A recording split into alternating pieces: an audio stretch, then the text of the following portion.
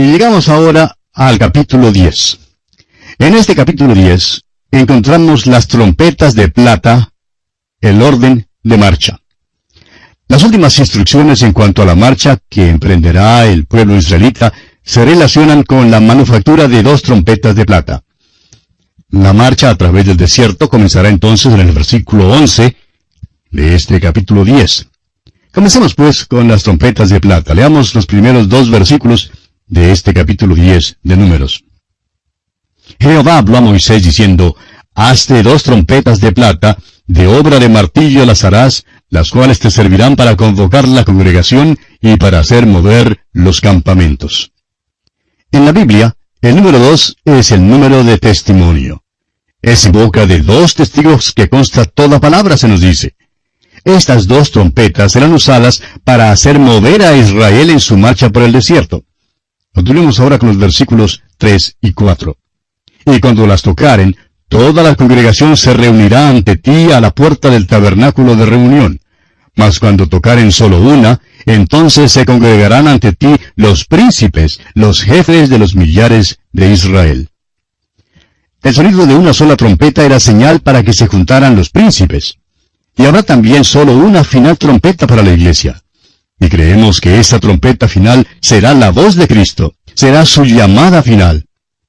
Ha enviado invitación tras invitación. En Apocalipsis capítulo 3, versículo 20, encontramos la invitación final que extiende a la iglesia en la Odisea.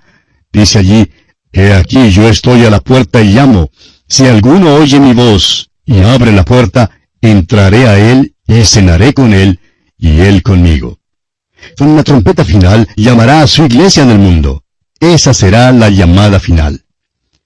El Señor Jesucristo, con un solo sonido de trompeta, reunirá a sus príncipes. Y este será el arrebatamiento de la iglesia, el arrebatamiento que describe el apóstol Pablo en su primera carta a los Tesalonicenses, capítulo 4, versículo 17, cuando dice, luego nosotros que vivimos, los que hayamos quedado, seremos arrebatados juntamente con ellos en las nubes para recibir al Señor en el aire, y así estaremos siempre con el Señor.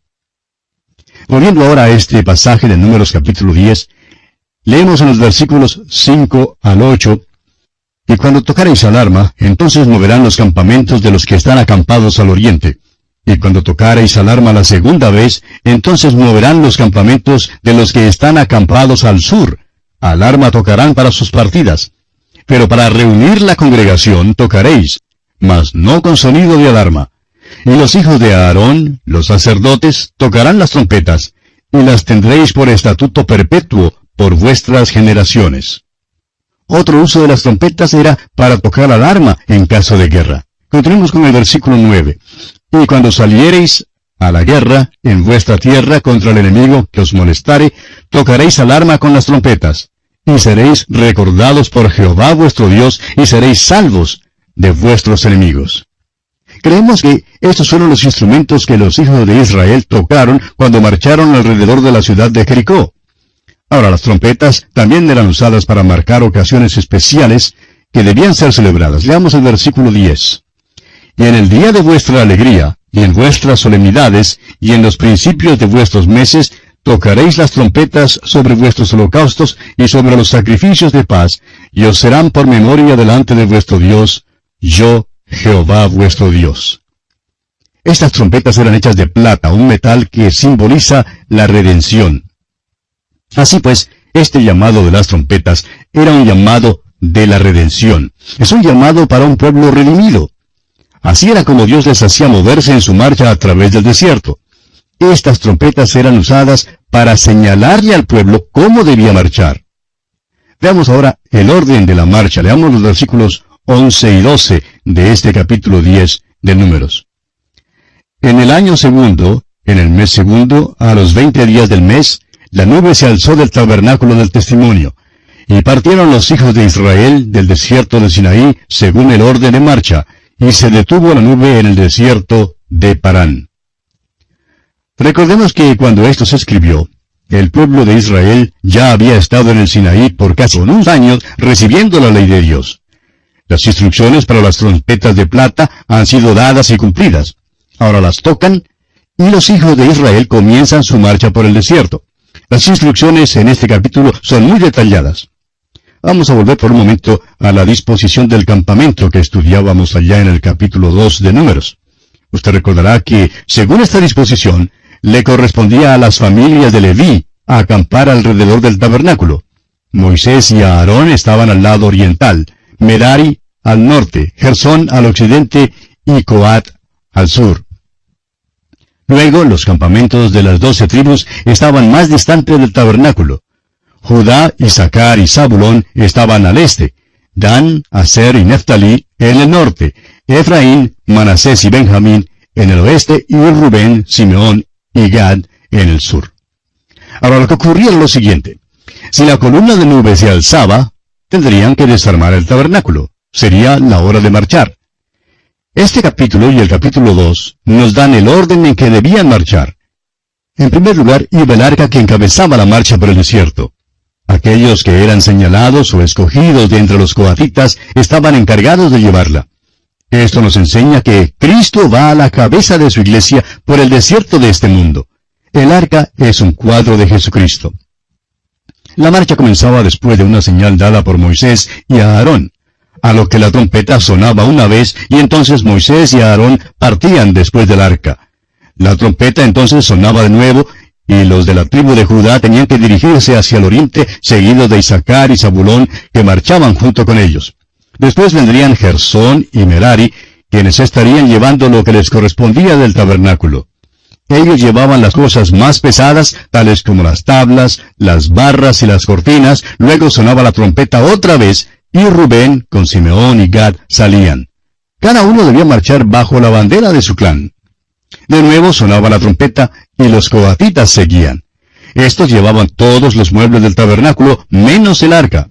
Recuerde que el arca ya estaba más adelante, a la cabeza de la marcha. Ahora todos los muebles tenían que ser llevados, colgados por anillos de las estacas que los israelitas llevaban sobre sus hombros.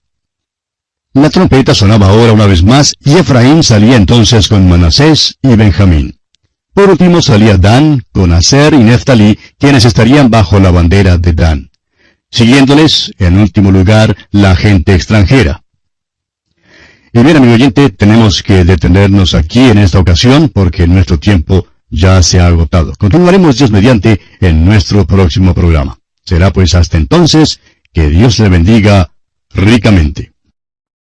Continuamos hoy estudiando el capítulo 10 de este libro de Números.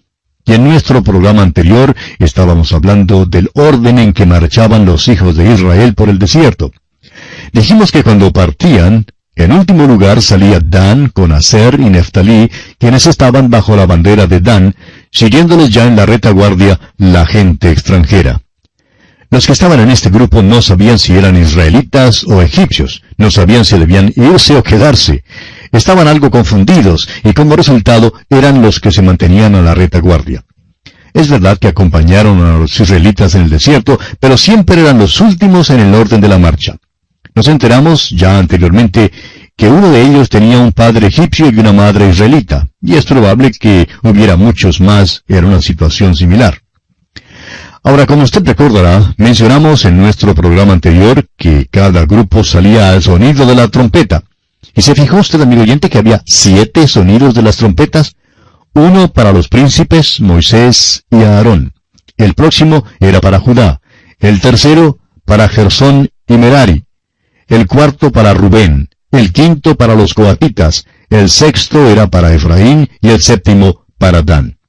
Ahora, en el libro de Apocalipsis también encontramos que habrá el sonido de las 7 trompetas en el período de la gran tribulación. Se relaciona con los hijos de Israel, y el sonido hará que ellos vuelvan a su tierra procedente de todas partes del mundo. Las trompetas tienen relación con la reunión de la nación de Israel y con su marcha. Hay muchos que tratan de asociar la trompeta final que se menciona en la primera carta a los Corintios, capítulo 15, versículo 52, con la trompeta final que se encuentra en el libro de Apocalipsis, y luego llegan a la conclusión de que la iglesia no se unirá con su Señor sino hasta después de pasar por la gran tribulación. Pero nosotros creemos que en realidad la trompeta final que se menciona ya en Apocalipsis es la voz del Hijo de Dios. El apóstol Pablo en su primera carta a los Tesalonicenses capítulo 4, versículo 16 nos dice: porque el Señor mismo, con voz de mando, con voz de arcángel y con trompeta de Dios, descenderá del cielo. Su voz es como la voz de arcángel y como sonido de trompeta. Ahora sabemos esto porque en Apocalipsis capítulo 1, versículos 10 y 11, Juan escribe: Yo estaba en el Espíritu en el día del Señor, y oí detrás de mí una gran voz, como de trompeta, que decía: Yo soy el Alfa y la Omega, el primero y el último. Ahora, ¿quién vio Juan cuando volvió a ver la voz que le habló? Pues vio al Cristo glorificado, al gran sumo sacerdote. Su voz es como sonido de trompeta, y es la trompeta que resucitará a los muertos y transformará los cuerpos mortales de aquellos creyentes que aún estén con vida, cuando venga el Señor por su iglesia en cuerpos inmortales. El sonido de trompeta para la iglesia será pues la voz del Hijo de Dios. En la historia sagrada, las trompetas están asociadas en una manera especial con los hijos de Israel. Es la trompeta la que les hizo moverse en su marcha por el desierto, y son las trompetas las que les traerá del desierto de este mundo a su tierra. Leamos ahora el versículo 29 de este capítulo 10 de Números. Entonces dijo Moisés a Hobab, hijo de Raguel, madianita, su suegro: Nosotros partimos para el lugar del cual Jehová ha dicho: Yo os lo daré, ven con nosotros y te haremos bien, porque Jehová ha prometido el bien a Israel. Siempre oímos tantos cuentos y chistes en cuanto a las suegras, pero aquí hay uno que se cuenta en cuanto a un suegro. Bueno, en realidad, esto no es un chiste, amigo oyente, pues veremos que esto nos da una descripción de la iglesia. Hoy en día, amigo oyente, somos extranjeros y peregrinos pasando por este mundo. Estamos aquí en un desierto.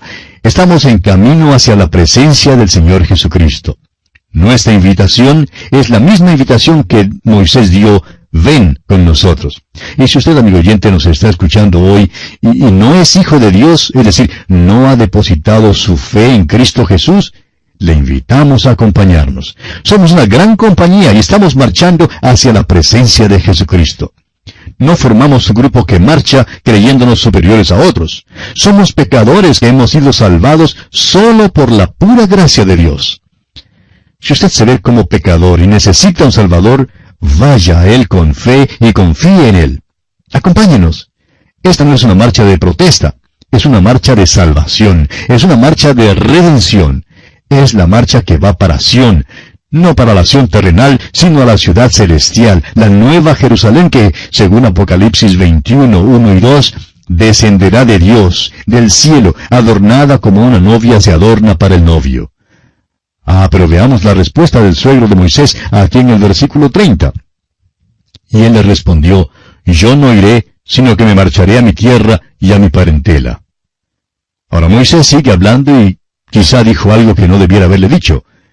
El suegro no quiso acompañarlos, quería regresar a su casa. Por tanto, Moisés le contestó diciendo en el versículo 31, y él le dijo: Te ruego que no nos dejes, porque tú conoces los lugares donde hemos de acampar en el desierto, y nos serás en lugar de ojos. Quisiéramos decir aquí mismo, amigo oyente, que no comprendemos en realidad a Moisés. Dios ya le había dicho con toda claridad a Moisés que la columna de nube de día y la columna de fuego de noche les guiaría, y que el arca ya les estaba guiando. Esto era una figura de Cristo, nuestro máximo líder. Sin embargo, vemos aquí que Moisés le sugiere a su propio suegro que le necesita como guía.